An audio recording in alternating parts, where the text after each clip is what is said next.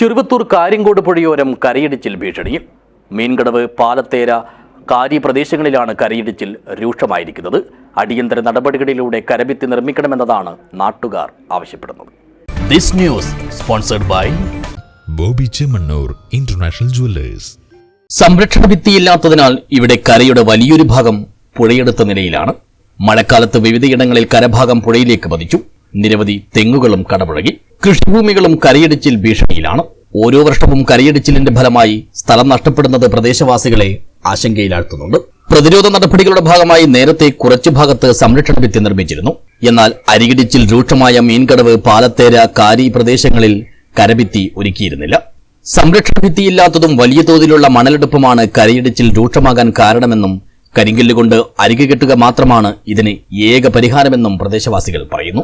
പാലത്തേര മുതൽ മീൻകടവ് പ്രദേശത്ത് കരയിടിച്ചൽ രൂക്ഷമായിട്ട് കൊണ്ടിരിക്കുന്നു. നിരവധി തവണ നമ്മൾ ഇതിൻ്റെ ബന്ധപ്പെട്ട എല്ലാവരും ഇവിടെ ആവശ്യപ്പെട്ടു.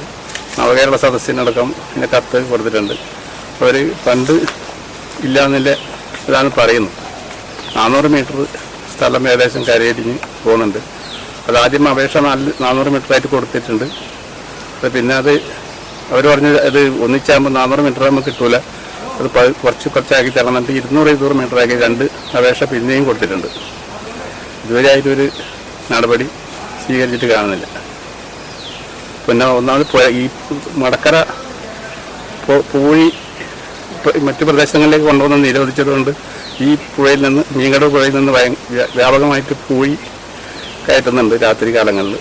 അതുകൂടി ബന്ധപ്പെട്ടവർ ശ്രദ്ധിക്കണം എന്നാണ് പറയാനുള്ളത്.